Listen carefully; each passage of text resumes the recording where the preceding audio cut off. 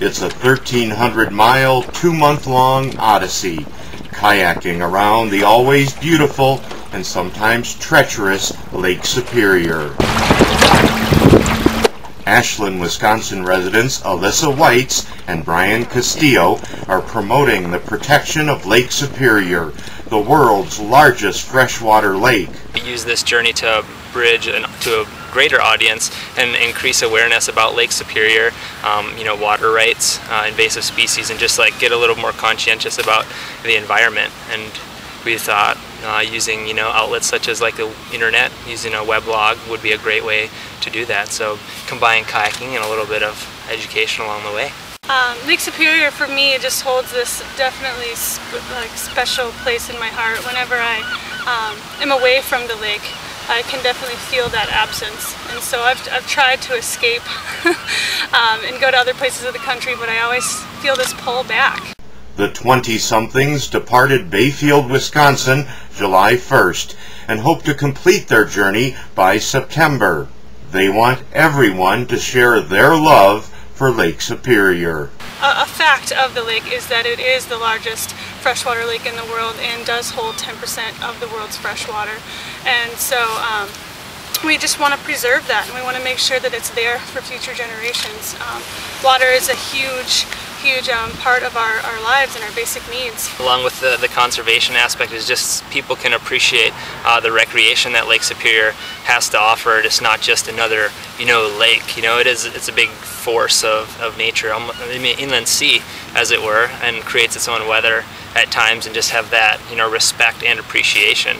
The kayaking duo left Marquette, Michigan on July 22nd, a Tuesday afternoon, to continue their journey. They had arrived in Marquette for Lake Superior Day 2008. This year it was July 20th. Lake Superior Day is sponsored by the Lake Superior Binational Forum and is held annually on the third Sunday of each July. Alissa and Brian spent Lake Superior Day hiking with friends and swimming, including jumping off the tall cliffs at the city's Black Rocks. That's a real Marquette thing to do. A big part of their quest is educating the public about protecting Lake Superior and why the largest of the Great Lakes is so important. The trek takes them through Canada and the United States, including Michigan, Minnesota, and Wisconsin, averaging 25 miles a day, with their longest day about 40 miles. They've encountered water temperatures as low as 38 degrees and fog outside of Marquette, and rough waves outside of Houghton, Michigan, that prevented them from rounding the tip of the Keweenaw Peninsula, and instead they cut through the Keweenaw Waterway. Water-wise, we've been pretty lucky with the days that we have had on the water. We've had like 4 or so weather days at this point. We're like 3 weeks into the journey, which is to be expected because it's summer and things get all riled up. But I think on the water there's just been some really great days where we've been able to cover miles and just see a very dynamic shoreline area that we're not used to, like in the Apostle Islands. Tell me about Misery Bay. It looked like it was kind of miserable. It was funny, not many people knew why it was called Misery Bay leading up to it, but it's kind of like one of those, name speaks for itself. It's just a really large open bay of exposed beach line. So if you get big winds from pretty much any direction other than like the southeast or southwest, you could get windbound air. Which we were. Yeah, we got to spend a day there. I mean, on the other side of its horrendous name, it's a very beautiful area, and there's a lot of like really cool. It goes from this like cliffed sandstone to harder like sedimentary rock out to sand, and then as we finally escaped Misery Bay, we were paddled 6-7 miles down the shoreline, and there's a beautiful beach with more like granite intrusive rocks and agates along the beach that Alyssa's really good at finding.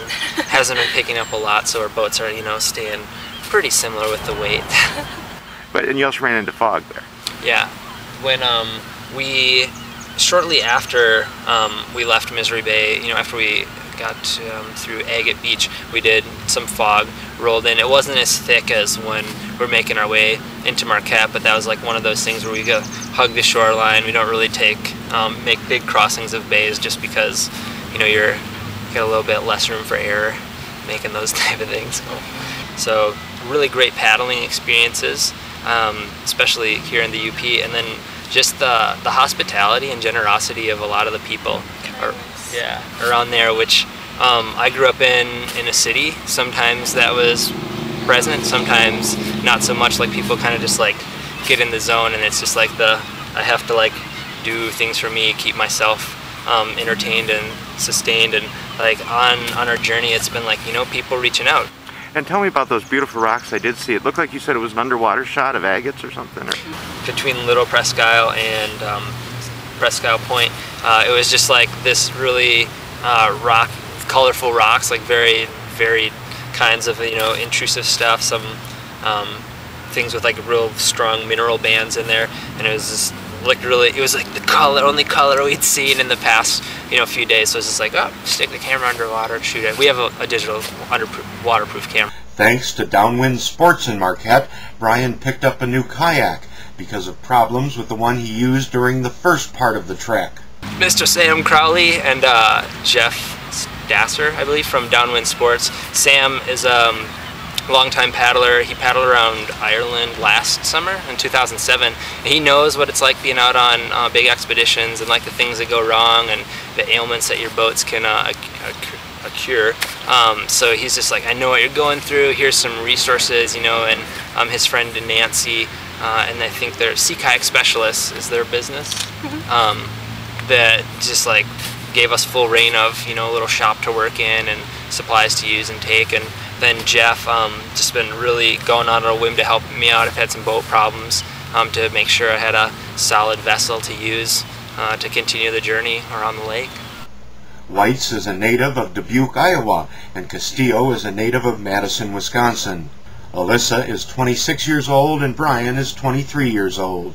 Graduates of the Northland College Outdoor Education Program in Ashland, Wisconsin, the couple were competitors working for different kayak guiding companies when they met 2 years ago and fell in love. We are a couple, and we met in the islands guiding. I work for the Apostle Islands. I work for Living Adventures in Bayfield, Red Cliff, Wisconsin, and Alissa works for the competition, Trek and Trail. We're swept away by his charm.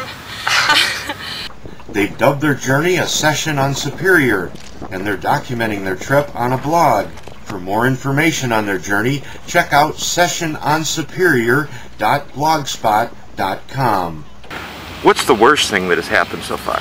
Probably a paddling experience that we had coming out of the Portage Canal. We ended up having to cut through the Portage Canal because of some pretty bad weather up and around the Keweenaw, calling for like 50 to 70 mile-per-hour winds and just things that we would never want to go out in. But we're coming out of the Portage Canal, and there's this big break wall and then a beach on the far side, on the left side, and so we were trying to get to that beach because we were told we could camp there and it was beautiful. But coming out of this canal, the wind's coming right at us, and I don't even know what the mile per hour was, but felt really strong. And then the rebound waves from the breakwater. I was a little afraid. At one point I said, Brian, I don't know if I can do this. And there's tons of people watching us and trying to get us to wave, but I can't take my hands off my paddle, and I can't, you know, look away from the waves for even a second because I was afraid I was going to go in. How much gear do you carry with you? Well, all the gear that we would need for the 2 months. So all of our clothes and our camping equipment, food, all of that. The food itself, we only carry about 7 to 10 days worth at a time. As far as like the bulk of our meals, we do have stuff that we carry with us all the time: spices, drink mixes, things like that. Tell me about your mileage thing.